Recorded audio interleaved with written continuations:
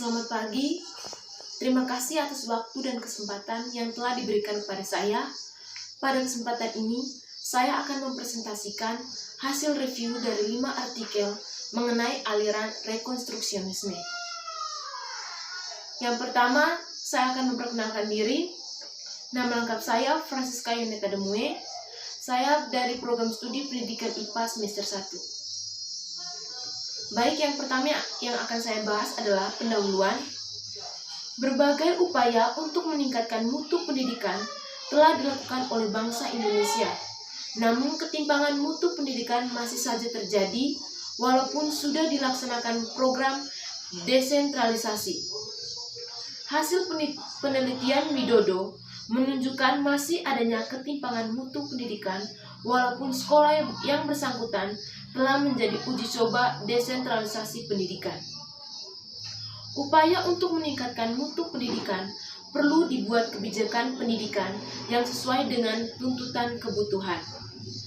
Gaya belajar adalah kecenderungan siswa terhadap suatu strategi pembelajaran tertentu dengan cara berusaha agar pada akhirnya mendapatkan satu pendekatan belajar. Menurut Arlie, gaya belajar merupakan perpaduan bagaimana siswa menyerap, kemudian mengorganisasikan dan mengolah informasi. Apalagi secara umum, gaya belajar manusia ada 3, yaitu gaya belajar virtual, auditor, dan kinestetik. Gaya belajar yang tepat adalah kunci pembelajaran siswa.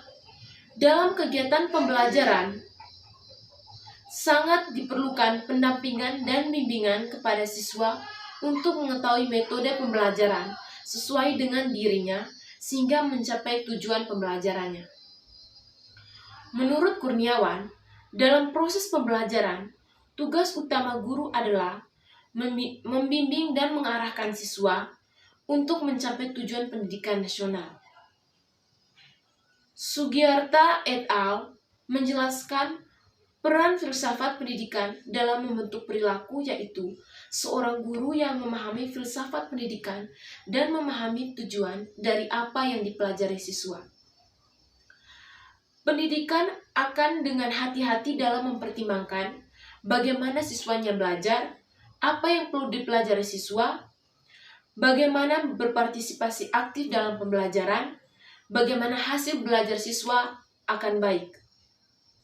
Menurut Rini, ada 3 modalitas belajar siswa, yaitu visual, auditory, kinestetik. Pembelajaran visual belajar dari apa yang mereka lihat, auditory belajar dari mendengar, dan kinestetik belajar dengan bergerak. Menurut David Kolb, setiap orang mengembangkan gaya belajarnya masing-masing yang dipengaruhi oleh tipe kepribadian, kebiasaan, dan berkembang dari waktu ke waktu dan pengalaman. Pada gilirannya juga akan mempengaruhi keberhasilan seseorang dalam mencapai hasil belajar. Ada beberapa tingkatan yang mendasari seseorang dengan gaya belajar tertentu, yaitu tipe kepribadian, profesi yang dipilih, pekerjaan atau peran. Aliran rekonstruksionisme berkeyakinan bahwa tugas penyelamatan dunia merupakan tugas semua manusia. Karenanya, pembinaan kembali daya intelektual dan spiritual yang sehat melalui pendidikan yang tepat akan membina kembali manusia dan norma yang benar pula demi sekarang dan generasi yang akan datang, sehingga terbentuk dunia baru dalam pengawasan umat manusia. Rekonstruksionisme sebagai sebuah sistem pendidikan berawal dari terbinatnya Reconstruction in Philosophy karya John Dewey pada tahun 1920. Kemudian ulasan Dewey tersebut dijadikan gerakan oleh George Couns melalui keinginan mereka untuk menjadikan lembaga pendidikan sebagai media rekonstruksi terhadap masyarakat. Melalui tulisannya yang berjudul Dare the School, pendidikan sebagai media rekonstruksionisme masyarakat. George Couns mencoba mempertanyakan bagaimana sistem sosial dan ekonomi masyarakat pada saat itu telah menjadi persoalan yang cukup mendasar bagi masyarakat. Maka pendidikan menurutnya harus menjadi agen perubahan bagi rekonstruksi sosial. Couns juga mengkritik model pendidikan progresisme yang telah gagal mengembangkan sebuah teori kesejahteraan sosial dan bahkan ditegaskan bahwa pendidikan yang berpusat pada anak atau the child-centered approach tidak menjamin bagi terciptanya keterampilan dan pengetahuan yang diperlukan dalam menghadapi abad ke-20. 1. Aliran filsafat pendidikan rekonstruksionisme. Rekonstruksionisme berawal dari kata recount yang berarti menyusun kembali. Istilah tersebut telah lazim digunakan dalam percakapan sehari-hari, namun dalam konteks filsafat pendidikan, rekonstruksionisme ialah suatu paham kritik sosial dan pendidikan yang berusaha merombak tata susunan lama dan membangun tata susunan hidup kebudayaan yang bercorak modern. Filsafat pendidikan rekonstruksionisme dikenal pula dengan sosial rekonstruksi yang merupakan suatu aliran filsafat pendidikan yang dipengaruhi oleh ide-ide pragmatisme dan marxisme. Rekonstruksionisme mempercayai bahwa realitas sosial itu selalu berubah. Sebagai konsekuensinya, mereka memandang sekolah sebagai lembaga sosial, tempat untuk mengembangkan daya kritis peserta didik untuk melihat bagaimana persoalannya di sekitarnya. Kemunculan rekonstruksionisme dipelopori oleh George Couns dan Harold Rook pada tahun 1930. Yang kedua, aliran rekonstruksionisme sesuai pembelajaran abad 21.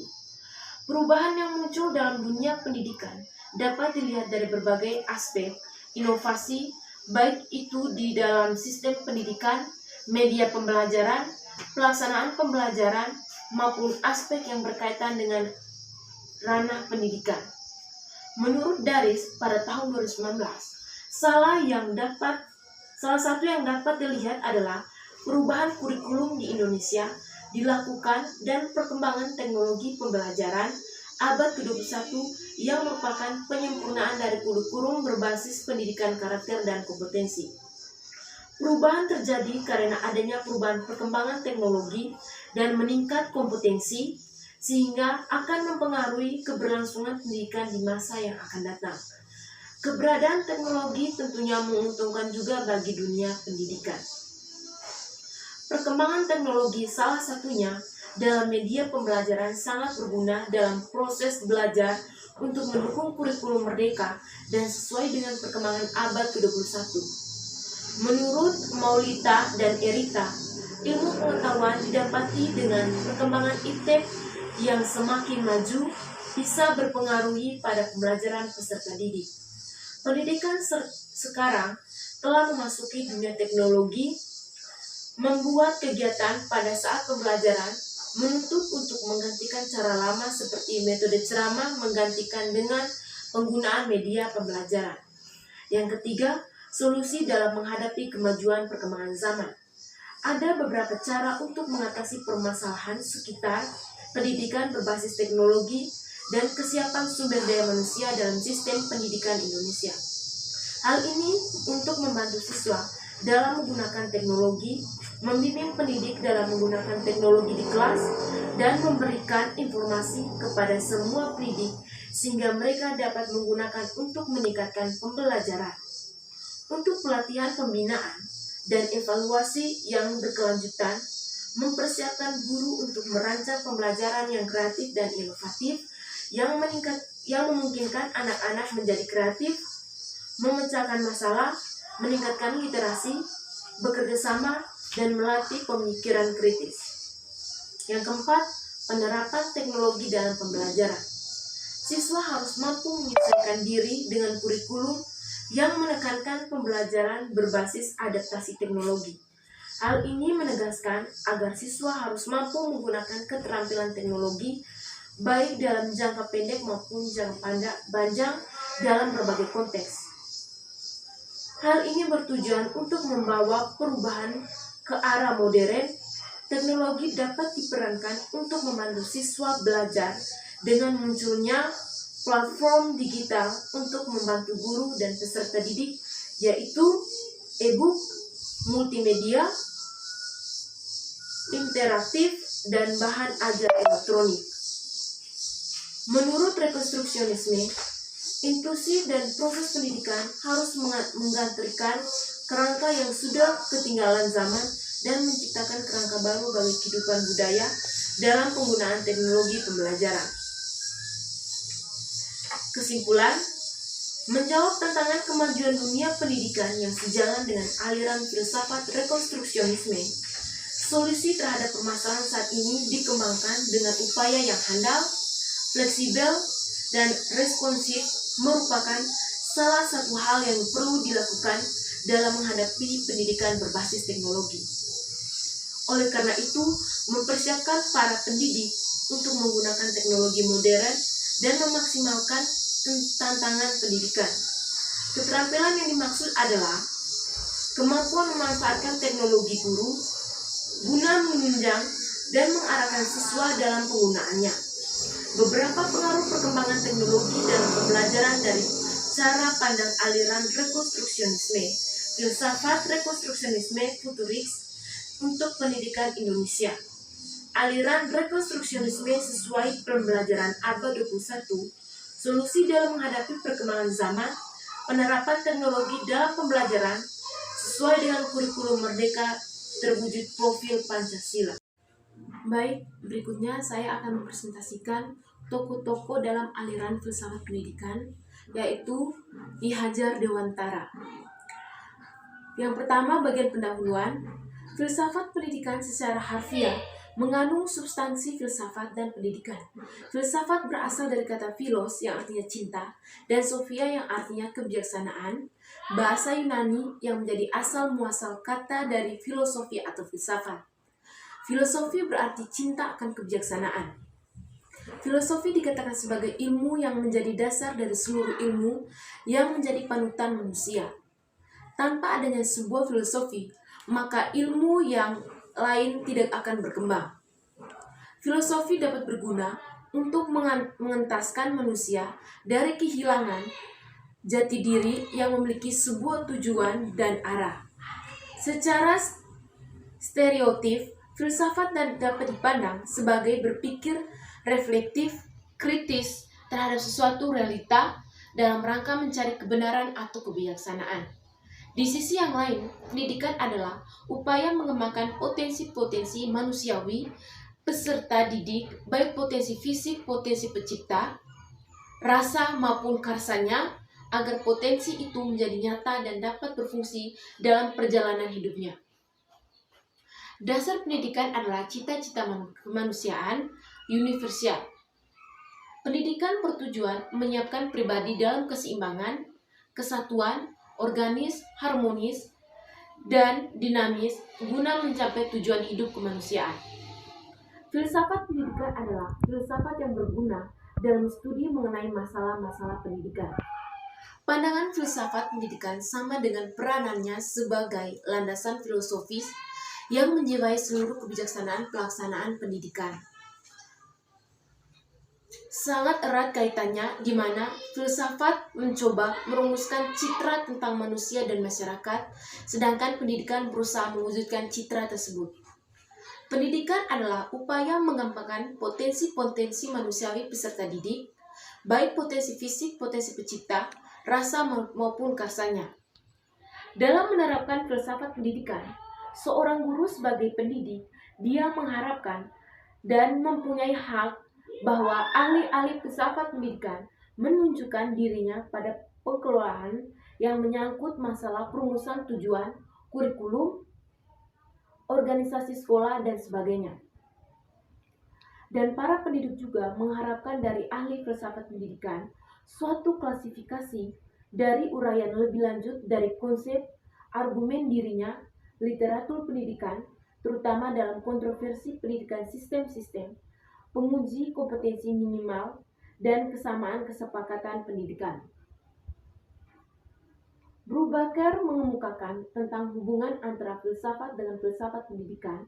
Dalam hal ini, pendidikan, bahwa filsafat tidak hanya melahirkan sains atau pengetahuan baru, melainkan juga melahirkan filsafat pendidikan. Filsafat merupakan kegiatan berpikir manusia yang berusaha untuk mencapai kebijakan dari kearifan, sedangkan filsafat pendidikan merupakan ilmu yang pada hakikatnya jawaban dari pertanyaan-pertanyaan yang timbul dalam lapangan pendidikan. Oleh karena bersifat filosofis, dengan sendirinya filsafat pendidikan ini hakikatnya adalah penerapan dari suatu analisa filosofi terhadap lapangan pendidikan. Hasil dan pembahasan. Ki Hajar Dewantara lahir di Yogyakarta pada tanggal 2 Mei 1949.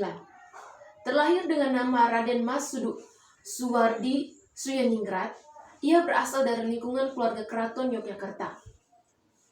Raden Mas Suwardi Suyaningrat saat genap berusia 40 tahun menurut hitungan tahun Caka berganti nama menjadi Ki Hajar Dewantara. Semenjak saat itu, ia tidak lagi menggunakan gelar kebangsawanan di depan namanya.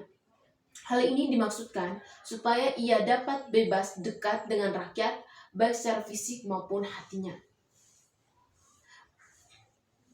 Ketika di negeri Belanda, perhatian Suwardi Suyaningrat tertarik pada masalah-masalah pendidikan dan pengajaran di samping bidang sosial politik. Ia menambah pengetahuannya dalam bidang pendidikan dan pada tahun 1915 memperoleh akte guru. Tokoh-tokoh besar dalam bidang pendidikan mulai dikenalnya antara lain Dr. Froebel, Dr. Montessori, Rabindranath, John Dewey. Froebel, ahli pendidikan terkenal dari Jerman, pendiri Kindergarten. Montessori, sarjana wanita dari Italia, pendiri Casa dei Bambini. Pengalaman Ki Hajar Dewantara dan kawan-kawannya di lapangan perjuangan politik dengan melalui berbagai rintangan, penjara dan pembuangan dengan segala hasilnya menimbulkan pemikiran baru untuk meninjau cara-cara dan jalan untuk menuju kemerdekaan Indonesia. Ki Hajar Dewantara yang terus berjuang tak kenal lelah tersebut dalam menghadapi berbagai masalah. Ternyata dia menaruh perhatian terhadap pendidikan karakter bangsa.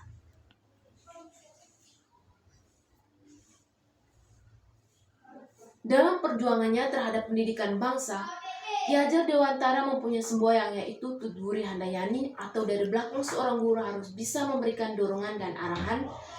Ingma dia mangun karsa, di tengah atau di antara murid, guru harus menciptakan prakarsa dan ide. Dan ingarsa sung tulada, di depan seorang pendidik harus menciptakan prakarsa dan ide. Semboyan ini masih tetap dipakai dalam dunia pendidikan kita, terutama di sekolah-sekolah taman siswa. Di usianya yang genap 40 tahun, Ki Hajar Dewantara mencabut gelar kebangsawanannya dan mengganti nama aslinya Raden Mas Suwardi Suyaningrat menjadi Ki Hajar Dewantara. Hal ini dimaksudkan agar beliau dapat bebas dekat dengan rakyat. Perjuangan Ki Hajar Dewantara terhadap pendidikan Indonesia membuat beliau layak dianugerahi gelar pahlawan pendidikan Indonesia. Tak berlebihan pula jika tanggal lahir beliau 2 Mei diperingati sebagai Hari Pendidikan Nasional untuk mengenang dan sebagai penyemangat bagi kita untuk meneruskan prakarsa dan pemikiran-pemikiran beliau terhadap pendidikan Indonesia. Dalam konsep pendidikan Ki Hajar Dewantara, ada dua hal yang harus dibedakan, yaitu pengajaran dan pendidikan, yang harus bersinergis, mengarah dan memerdekakan manusia dari aspek hidup batin. Jadi jelaslah bahwa manusia yang merdeka adalah manusia yang hidupnya secara lahir dan batin tidak terganggu kepada orang lain, akan tetapi yang mampu bersandar dan berdiri di atas kakinya sendiri. Artinya, sistem pendidikan itu mampu menjadikan setiap individu hidup mandiri dan berpikir sendiri. Sistem pendidikan yang sebenarnya adalah bersifat mengasuh, melindungi, dan meneladani. Pada zaman kemajuan teknologi sekarang ini, Sebagian besar manusia dipengaruhi perilakunya oleh pesatnya perkembangan dan kecanggihan teknologi. Banyak orang terbuai dengan teknologi yang canggih, sehingga melupakan aspek-aspek lain dalam kehidupannya, seperti pentingnya membangun relasi dengan orang lain, perlunya melakukan aktivitas sosial di dalam masyarakat, pentingnya menghargai sesama, lebih daripada apa yang berhasil dibuatnya. Simpulan dan saran. Bertolak dari paparan di atas, maka dapat disimpulkan hal-hal sebagai berikut. Yang pertama, dilatar belakangi oleh dorongan heroik terlepas dari pusaran tirani penjajahan Belanda, telah mendorong Ki Hajar Dewantara untuk memaknai pendidikan secara filosofi sebagai upaya memerdekakan manusia dalam aspek lahiriah atau kemiskinan dan kebodohan, dan batinnya otonomi berpikir dan mengambil keputusan, martabat, mentalitas demokratik. Filosofi pendidikan Ki Hajar Dewantara pada 3 pilar pemikiran pendidikan, yakni Ingarsa Suntulanda, Imadia Mangunkarsa, dan Tuturi Handayani, kemudian dijawantakan dalam sistem amok, momong, ngemong dalam proses pembelajaran. Dan bertolak dari filosofi pendidikan Ki Hajar Dewantara, maka pendidikan harus menjamin terjadinya proses transformasi atau knowledge menuju proses transformasi nilai. Berkaitan dengan hal ini, maka disarankan kepada menggali lebih mendalam mengenai tokoh Ki Hajar Dewantara sebagai tokoh pendidikan yang sangat berjasa mengembangkan pendidikan di Indonesia pada zamannya. Sekian dan terima kasih.